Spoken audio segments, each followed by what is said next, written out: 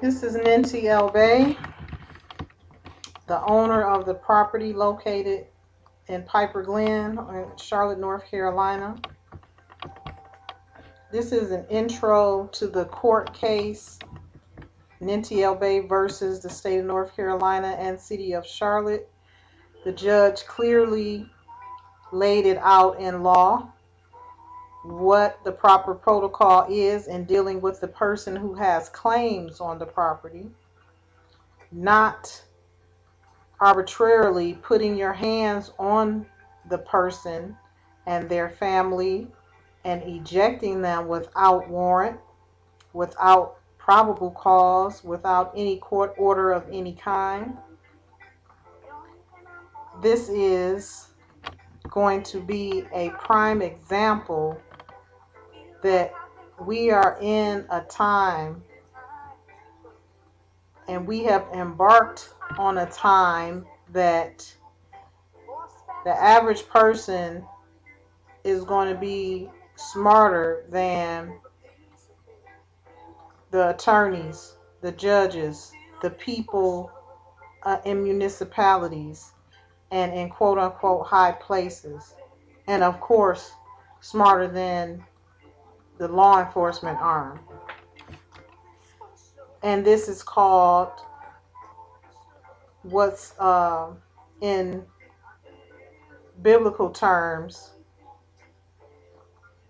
where the first is the last and the last will be the first. And I am ushering in that spirit by example.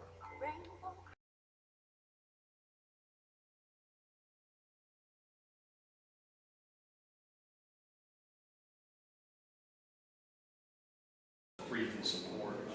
Basically, what the city's asking is that the case be dismissed pursuant to Rule 12b-6 with prejudice for failure to state a claim upon which relief can be granted. The city's position is the facts as alleged establish probable cause for the plaintiff's arrest for second-degree trespassing. Well, isn't the standard here that we assume what is alleged in the complaint to be true? Yes, sir. And she alleges she is the owner of the property.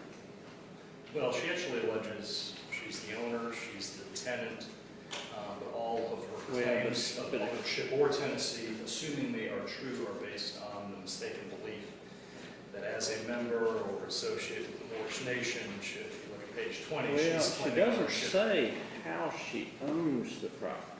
Well, actually, if you look at page 20, she's claiming ownership or title to the property through, I believe it's an aboriginal trust. Are you Miss El Bey? Yes, sir. All right. I came in and there was a hearing going on. I didn't know if this line would be right next. So I'm going to listen. You're not going to make it. That it's not clear to me, Well, having read the on complaint. page 20, she claims there's no higher claim to property and land ownership of these United States of America than aboriginal title. The secured party plaintiff possesses aboriginal title. Well, but that's in an exhibit list in a statement, not in the actual pleading. Thank you. She alleges in other places she is the owner of the property. Now, it is not defined in any detail on what theory she is the owner of.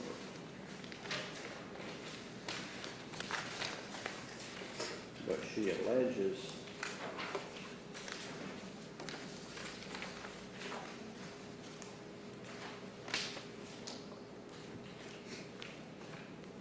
Well, and I mean, I would refer the court to paragraph 2. I can't hear you talking. Oh, sorry, I would refer the court to paragraph 2. She does seem to, certainly the reasonable inference from the facts and allegations in the complaint is that the only way by which she claims title to the property is through her association with the Moorish nation.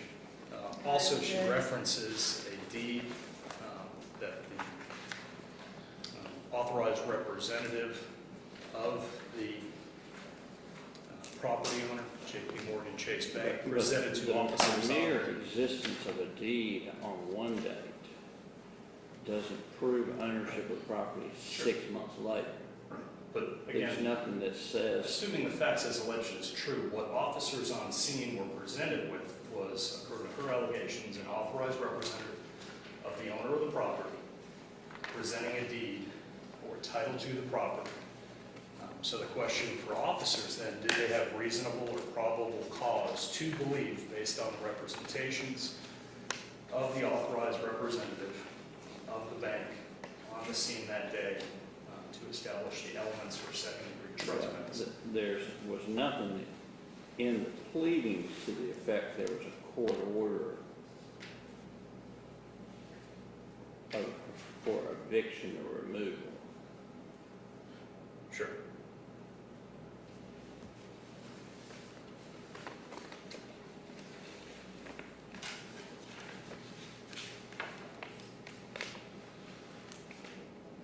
Sure, for someone who admits to squatting on the property later. She's not, No she one ever doesn't admitted to that. allege, I mean, the allegation that I think she the squatted. allegation is that, excuse me, the allegation is that officers, under the presumption she was squatting on property, arrested her for trespass. The facts as What alleged in she's the saying complaint- is, I own the property. I told them I owned the property. Well, And they she's, arrested me on my own property and took me off. Now, whether she can prove that, she actually claims tenancy and residency in the property. and she also claims ownership. I see legal tenancy, paragraph 11, page 3, legal nature of plaintiff's residency, paragraph 14, also on page 3. Paragraph 19, legal documentation to be occupying the property on page 4. She says the legal nature of her residency. Yes. Then paragraph 29, page 4, ancestry and documents for indigenous peoples.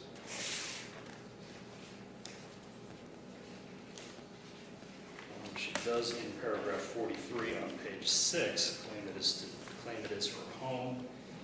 However, she talks about Miss Kennedy demanding an eviction in the middle of paragraph 43 on page 7. Again, references evidence of her right to be residing in the home, page 7. Also in paragraph 43. And then she does, although I guess in an exhibit list, claim aboriginal title on page 20. So I think the reasonable inference from that is she is claiming legal lawful tenancy. I mean, the problem is, I'm judging it on a motion to dismiss, all material factual allegations are taken as true Sure. or deemed admitted. Sure. So I'm kind of not in a position, I mean, she doesn't allege in her pleadings, I'm squatting on the premises. No, but she's claiming lawful right to the property Right. based on her association with the Well, information with the court. she I doesn't- object to that. She doesn't fully specify what her legal basis is. At summary judgment, or, when somebody came in saying, I've done a title search of the land records of the property, and here's what they show,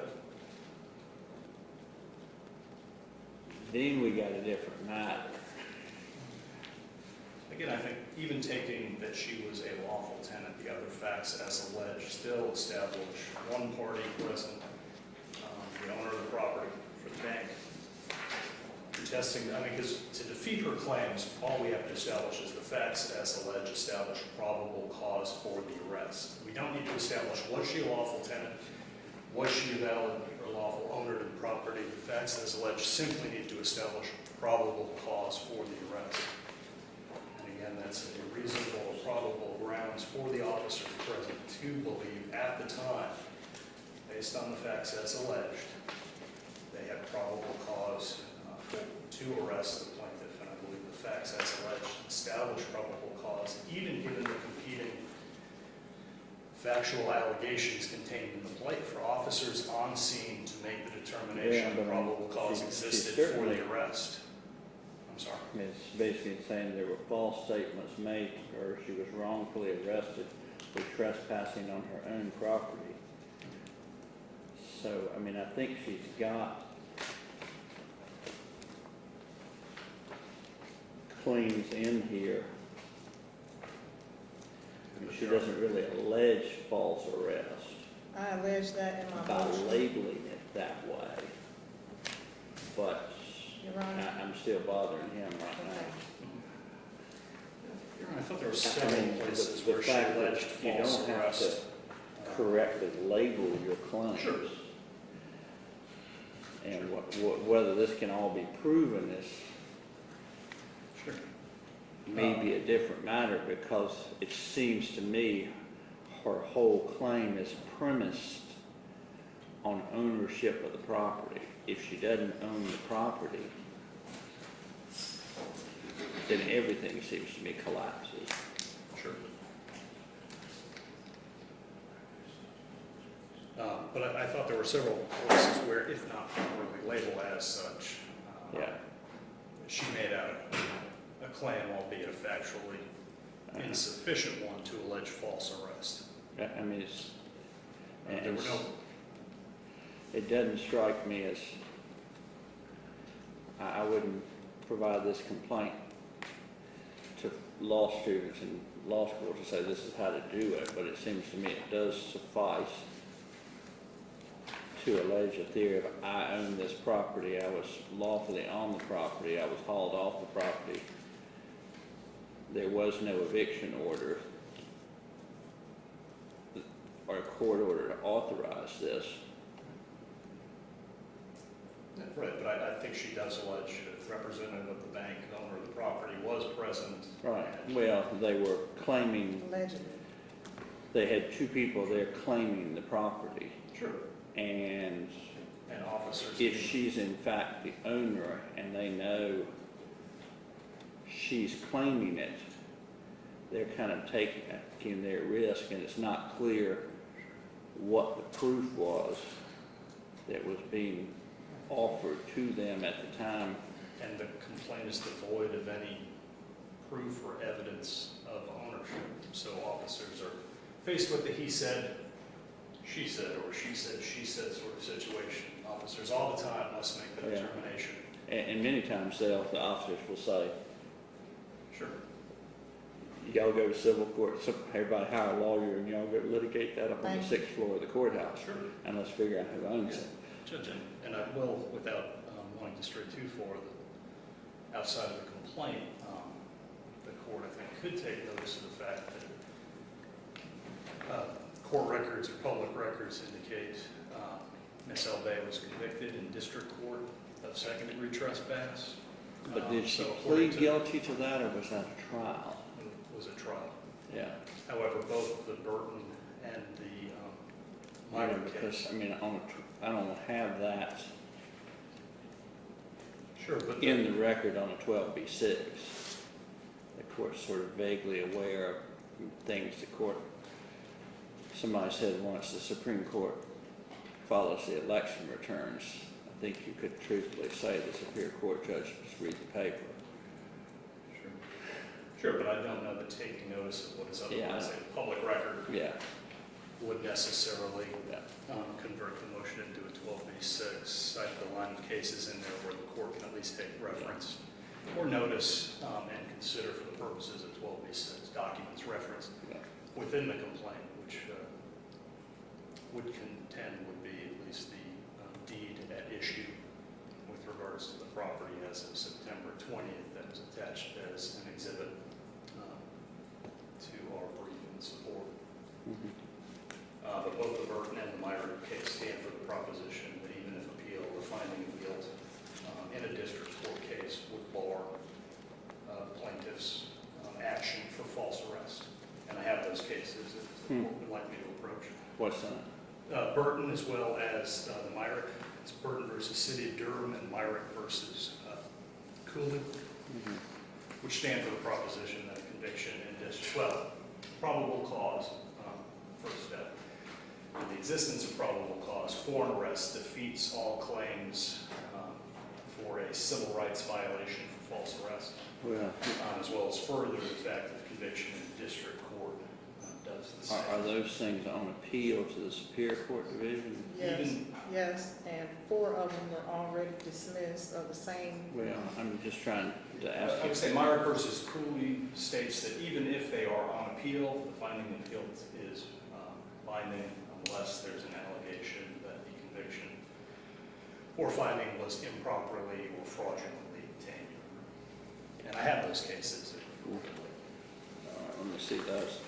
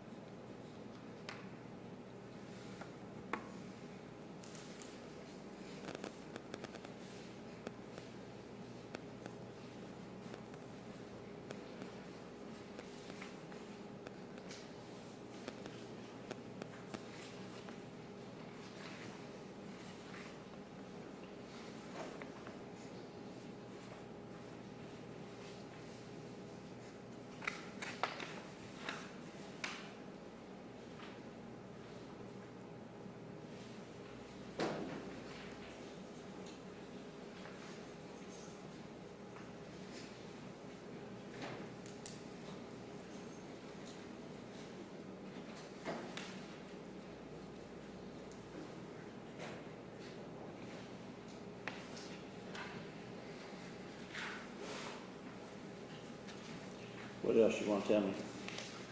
Your Honor, even if the plaintiff's claim for false arrest survives the motion to dismiss, the city would ask you to dismiss any and all claims related to the Declaratory Judgment Act pursuant to Rule 12b-6. I think if you look at the actual relief, she is seeking their claims, again, based on the Morris Nation, which previous courts or other courts have found really have no legal purchase I object. in state or federal courts of law.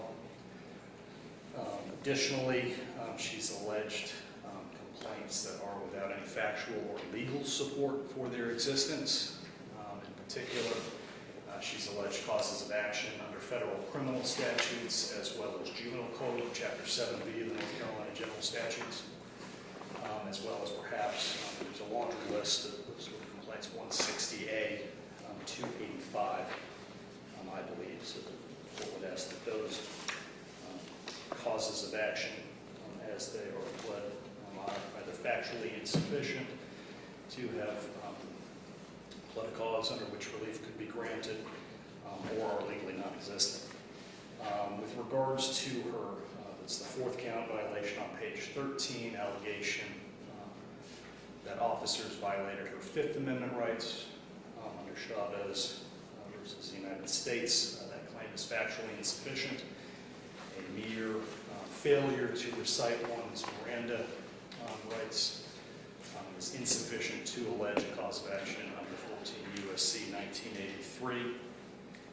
She's lacking any allegation that any statements made pursuant to that the court had called a prophylactic rule and not a constitutional right is addressed better in criminal court, where the statements might be suppressed. So any barring or in light of the lack of any allegation that those statements were used to trial, that cause of action is also factually insufficient.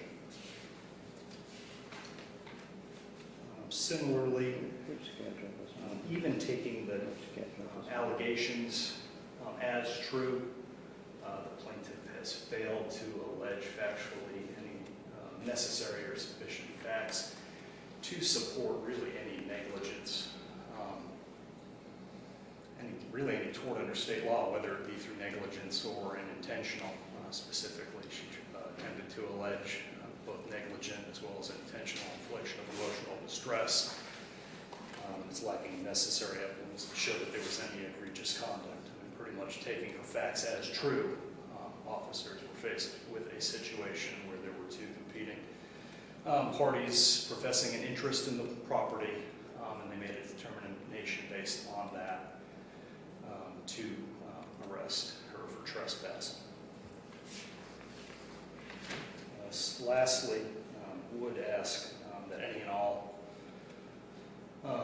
causes of action and that the individually named defendants be dismissed as parties to the lawsuit pursuant to the North Carolina Rules of Civil Procedure. She named them both individually as well as officially failed to properly serve Chief Putney, Lieutenants Kitchens, Lieutenants Lisenby, Lieutenant Pardue, as well as Sergeant Anderson. And then lastly, cases in there cited with regards that any and all claims against the Charlotte-Mecklenburg Police Department be dismissed. She's properly named the city. Yeah, I mean, you don't sue the police department, you sue the city, and it gets the same people. And while that could be corrected, she has properly named the city, so we just ask that the department be dismissed as part of the lawsuit as not a legal entity capable of being sued. Yes, ma'am. Okay, Your Honor, I have before you today my answer and a motion to show cause for the CMPD officers. If I could give this to you so that you can follow me tonight in my exhibits.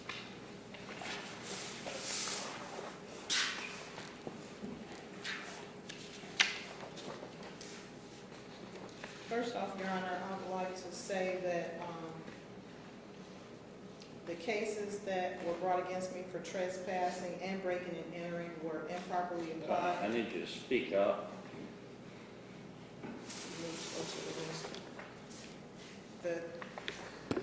This help? No, Oh, okay. that's not a microphone. Oh, okay. Counsel, what's your name? Mr. Perlander?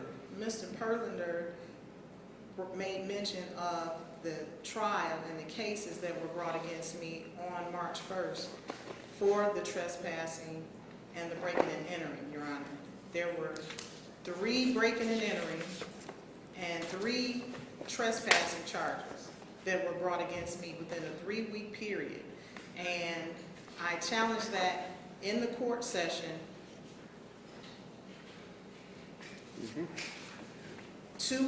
4 of the charges were dismissed, Your Honor. And I don't know, for whatever reason, the others weren't dismissed because they fall under the double jeopardy rule. These officers targeted me and profiled me for a 3-week span, arresting me for the same charges over and over again without allowing me to be heard on the first charges. It's a series of redundant charges of the same charges, first of all. Second of all, The plaintiff's complaints solely relates to the events that occurred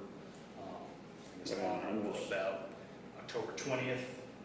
There was nothing subsequent that occurred with regards to any allegations.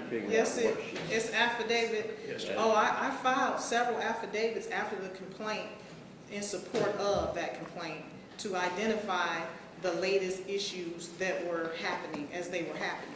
So it is in the file. It's a big book, but you'll get to it if you get a chance to read it. It's in there.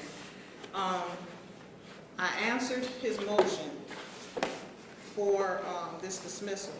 And what I say to that is I have claims for which relief can be granted. The false imprisonment, of course, under North Carolina General Statute 1-52, Section 19, pursuant to North Carolina General Statute 1-52-3, the ethnic animosity, pursuant to Thirdly, pursuant to North Carolina General Statute 14-3B and C. Then, of course, the Title 42 United States Code 1983, deprivation of rights under the coloring law. Number 5, pursuant to 1-5213, I'm claiming against a public officer for a trespass under the color of his office, and there were 20 of them. Lastly, there's been an egregious amount of abuse of process, Your Honor, in my case. Go ahead. I was saying, lastly, there has been an egregious amount of abuse of process in my case, Your Honor. This is the second time in a 5-year span that I've been targeted and attacked by Charlotte Mecklenburg Police Department.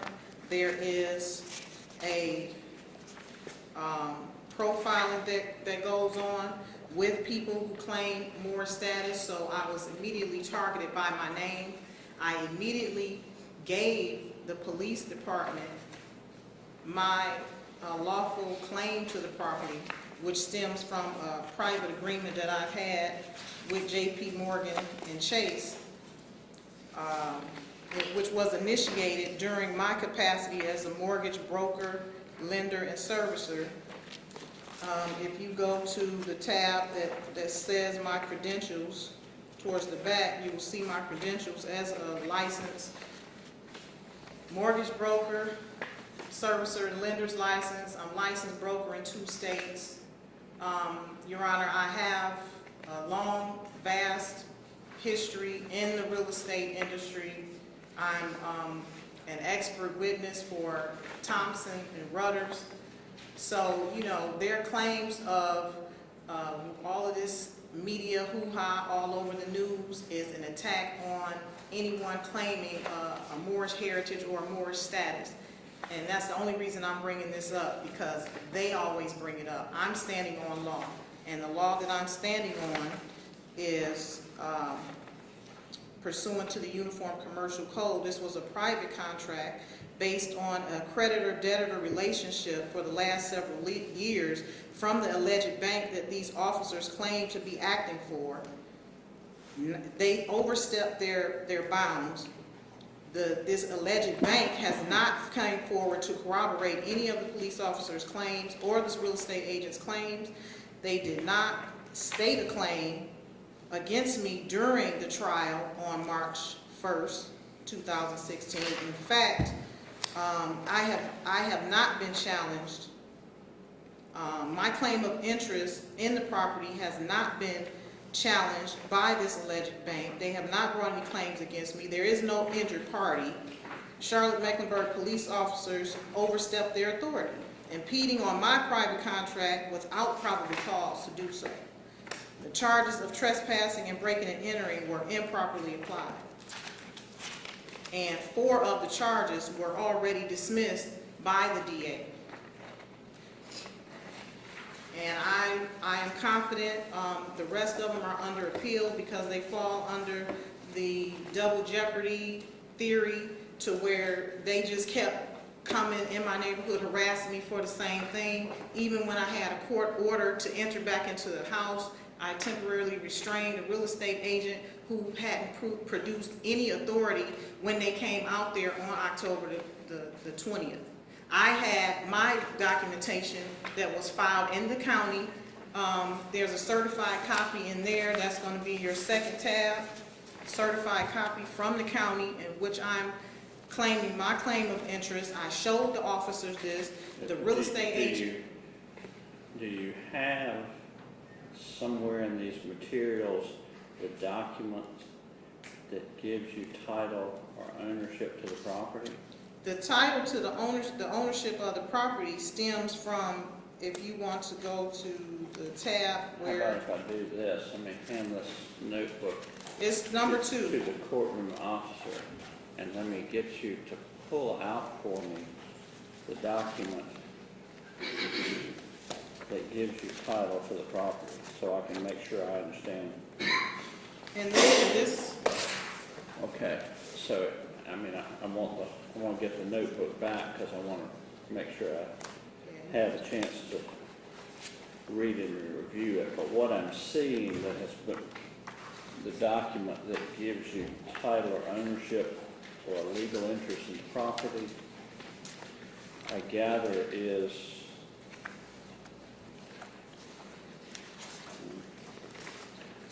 actually seeing 5 pages of documents. yes, Your Honor, The first one has a certified seal on it that talks about from the Register of Deeds office. The next one is a document that does appear to be filed in the Register of Deeds office that is that's entitled Notice of Intent. yes, Your Honor, And it's a 1-page document. It's also sealed. yes, Your It Honor. appears to be the document that the prior basically this certified, That just came today. They didn't have the the certification, the but they had second the notice stamp. of intent seems to be the document that these That's two go correct. together.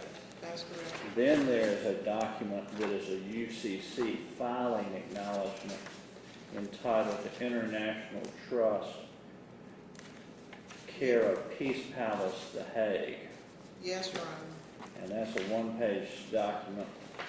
The next document, and actually that first document is, I'm assuming this is a Secretary of State's number, Yes, B307-P969. yes, Your The Honor. next page has the same numbers, but it's P970 that says that it is a UCC financing statement. Correct. Okay?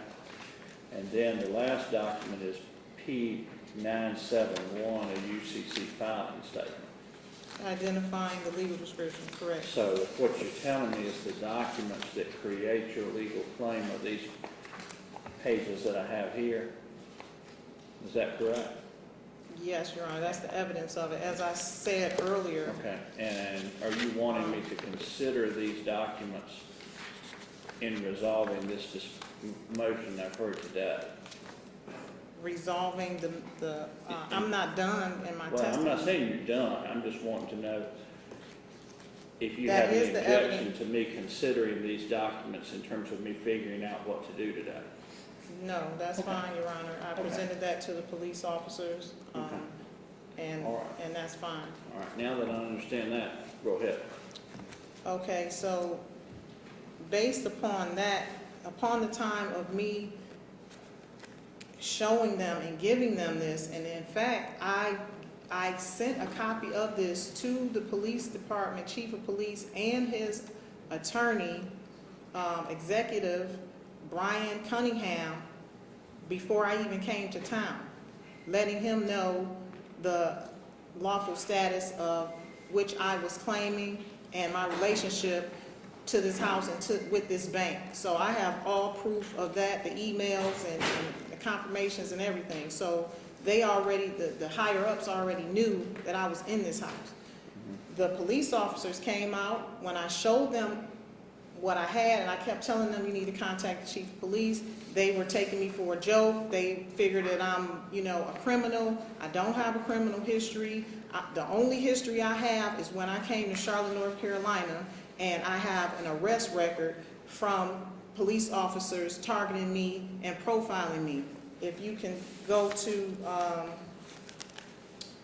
the tab that says charges dismissed, you will see the first charge, the 4 charges that were dismissed on March 1st, 2016, the trespassing and the breaking and entering, and a couple of vehicle charges were dismissed.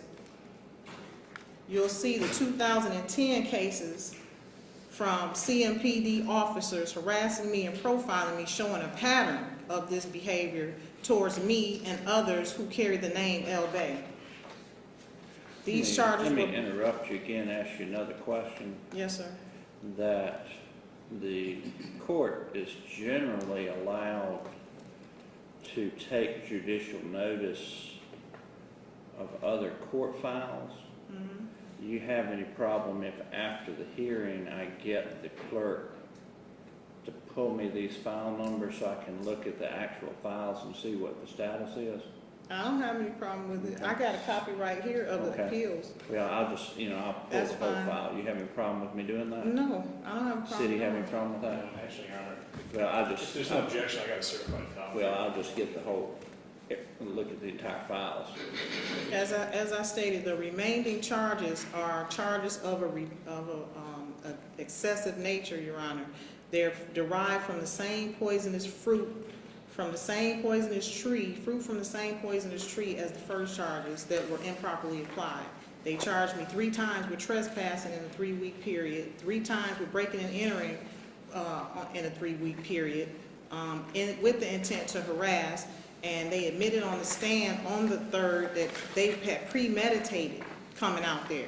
So they went looking for a real estate agent to come over there and use her as a scapegoat. They got on the stand, Officer Anderson got on the stand and stated that he already knew my name, he already knew my birth date, he already knew everything about me before he got there. Okay. And the other officer got on the stand and admitted that they did research to find out who was possibly an agent on the house and all of this stuff, and he gave her legal advice.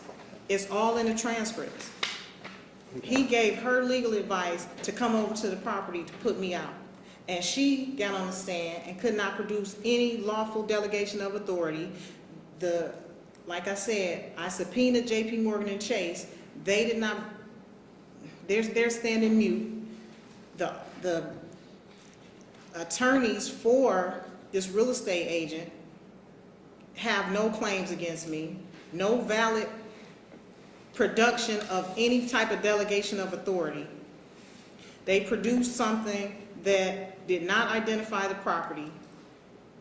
They put warrants out on me in the name of JP Morgan and Chase. When they got on the stand on the 3rd, they said that they didn't work for JP Morgan and Chase. So now that I'm subpoenaing everybody and filing state bar complaints for false representation, they want to backtrack now and say they don't work for JP Morgan and Chase, putting all of these servicing companies in the mix of it. Now it's like 4 servicing companies. They jumping from servicing company to servicing company. Nobody wants to, it's like a hot potato. Now, none of these people that were bringing claims against me want to deal with it now because I know what's going on. It's all with the intent to harass, and there is evidence of that. It was a conspiracy to harass me. Channel 9, there's this real estate agent involved. The police went and got all of these people. After they targeted and profiled me, they went and got this real estate agent and found her. Her contract on the house was expired on the day of when they came over there. So they had to hurry up and make a move with her because her contract was expired on October 20th, the one that she produced for court. And it still didn't give a delegation of authority from JP Morgan and Chase. There's an article in Channel 9 News from Councilman Edmund Driggs, who indicated that I was using loopholes in the law and they were going to get me out regardless. Okay, so this is a conspiracy amongst CMPD, Janan Kennedy, the real estate agent, Edmund Driggs, a councilman, several attorneys from the law firm Nelson Mullins, Riley, and Scarborough, which I've had to file complaints against regarding this whole issue of them violating and depriving me and my children. That's why there is a count in that complaint for my children's sake. They tried to taint the minds of my children, talking to them with all of these negative connotations about their mother, removed us from the property, locked me up on a false warrant, and when I was locked up, they went in the house and was going through all my personal belongings and removed them. Tried to produce a piece of paper at trial when so you're admitting that you went through my stuff, one of these attorneys. And I objected and told the judge they didn't have a warrant to go in the house. They didn't have a warrant to go through my, personal property. So he sustained it. The point I'm making here is, Your Honor, this was all premeditated harassment and stalking and profiling on the part of the police officers. And the proof is right here in this news article that Channel 9 has been following. They're the ones that called Channel 9. They made this big media frenzy about it. And I told the officers then, I said, you should have done your due diligence on me. You're trying to paint a picture that I'm this criminal squatter. I've never been accused of squatting. I have a long history as a real estate professional, licensed broker in good standing, as I stated, Thomas and Rudders, expert witness, author, publisher. I mean, you name it. I've done it in real estate. But the main point I want to drive forward is that this is a private matter. And once I showed them my claim of interest in this property, they should have known it was a civil matter and not taken the course of abruptly removing me and my children, displacing us. I didn't know where my furniture, my clothes, my personal effects, my papers was for about a month and a half. I don't know what makes the police officers or the state or the county feel that they can abruptly abuse their authorities and deprive people of their rights without repercussion. They do it every day. But this time, I'm not standing for it, Your Honor, because I know that I've been violated. And for the sake of my children, I have to fight for them.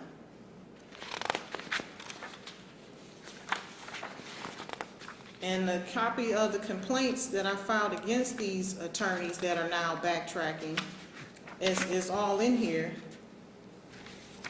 The one attorney, Travis Bustamante. I'm not, the matter before me of what about the attorneys in here. Okay, I'm just making the, showing. The issue I've got is, do you have a valid claim against the city of Charlotte? Okay, the valid claim is stated in the complaint, Your Honor. And also, as I stated from the beginning, the false arrest. And I cited the statute, and I'm claiming the ethnic animosity because this is a pattern that they've done to me and my children for over the past 5 years. The deprivation of rights, Title 42 USC 1983, and also I'm stating claims for relief pursuant to 1-5213. These officers overstepped their bounds under the color of their office, abuse of process, warrantless trespass. This was a malicious and deliberate misuse or perversion of regularly issued court processes. They totally threw out the window the fact that this is someone's home that they're residing in, and that I was supposed to have due process to be heard in a court of law, no matter what they thought. They're not attorneys. Anything else you need to tell me? Claims of relief under the false imprisonment pursuant to North Carolina statute 1-5219, and pursuant to NCGS 1-523, and pursuant to NCGS 14-3 B and C, that indicates the relief of those, the punishment of those misdemeanors for the ethnic animosity and the false imprisonment. All right. Court, at this point, would allow the motion to dismiss as to the Charlotte-Mecklenburg Police Department, because it is basically the city of Charlotte is the proper party, not the police department per se. Secondly, would allow the motion to dismiss for lack of service as to the individual officers. That would be without prejudice to refiling those. As to the claims against the city of Charlotte, the court having received a number of documents this morning that I hadn't had a chance to read, plus I need to get the access to the various criminal files that have been referenced in this case and look at those. Parties having consented to me doing that, I'll take the remainder of it under advisement, read the documents and see what to make of it. All right. Thank y'all and be in touch. Thank you. Thank you. Then we got George Henderson versus Carolina Basketball Club.